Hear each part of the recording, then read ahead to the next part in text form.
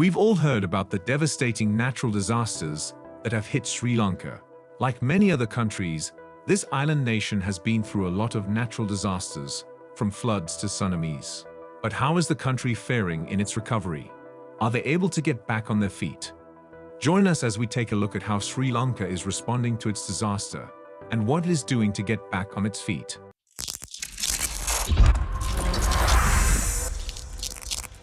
Hey there everyone, welcome back to another video on Amuse World. Today, we'll be talking about the current state of Sri Lanka and how they are fighting back against its current situation after its disaster. So don't miss out, tune in to take a deeper look and find out. Current critical state of Sri Lanka.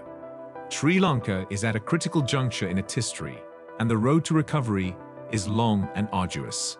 Years of economic mismanagement, weak governance, poor policy choices, and the impacts of external shocks, such as the COVID-19 pandemic and the Russian invasion of Ukraine, have significantly damaged the country's economy and stability. The economic crisis has left deep scars, as poverty levels have nearly doubled in the last 2 years, and urban poverty has tripled. In addition, climate-induced disasters have further weakened the country's already fragile state. The situation is dire, and it is clear that a new development model is needed. This new development model, however, is not easy to achieve.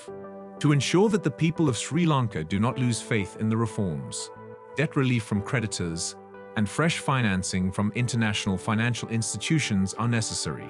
It's no secret that poverty has been on the rise in Sri Lanka, with numbers nearly doubling in the past 2 years, rising from 13% poverty to straight. It's a dire situation, and it's likely to get worse before it gets better, as the poverty percentile in Sri Lanka is likely to increase by more than 2% in 2023. Contribution of the international community to help develop Sri Lanka back. The year 2022 was a particularly difficult one for the people of Sri Lanka. With the industry and service sectors being hit the worst, the unemployment rate skyrocketed, with at least 500,000 people losing their jobs, primarily women. In addition, the cost of living increased drastically, with the poorer population being the most affected, seeing an increase of 65%. This resulted in people having to resort to detrimental survival strategies, such as cutting back on nutritious food and giving up on education and healthcare investments. This in turn led to an increase in child malnutrition, with 9.2% of children being affected. To help the people of Sri Lanka, the international community must work together to ensure the country can recover from the economic crisis, while also providing people with the safety nets, jobs, and opportunities they need.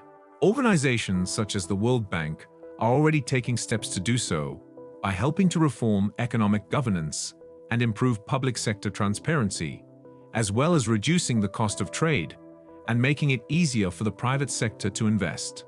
In addition, the World Bank is helping to ensure that those most in need are given access to essential cash transfers and goods, such as medicines and school meals. How Sri Lanka is recovering from the fatal disaster. The government of Sri Lanka is taking important steps to strengthen human capital and build a more inclusive society. By drafting legislation that will strengthen the institutional framework for gender equality and women's empowerment, Sri Lanka is taking positive steps toward leveling the playing field for women to participate in the workforce and protect them from gender-based discrimination. At the same time, Sri Lanka has the opportunity to use this crisis as a chance to reset its development model towards green, resilient, and inclusive growth. To make this a reality, the government needs to link cash transfer beneficiaries to economic opportunities and complementary measures, such as skills training, job coaching, and access to finance, to make Sri Lankans more employable and help them rebuild their assets and improve their economic well-being.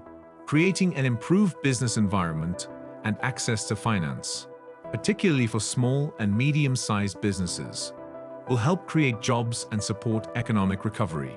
It is also essential to sustain the reform momentum, rebuild trust in public institutions through greater transparency and accountability, and protect the livelihoods of those most affected by the crisis. The government of Sri Lanka has taken important steps in the right direction and now needs support from its international partners to ensure that these efforts are sustained and that the most vulnerable members of society are protected. Sri Lanka is slowly but surely on the road to recovery. It's been a long journey, and nothing like this is ever easy. But with the help of government and international aid, the nation is showing great resilience. We can all take a leaf out of Sri Lanka's book and use it as an inspiration for overcoming our own challenges. Until next time.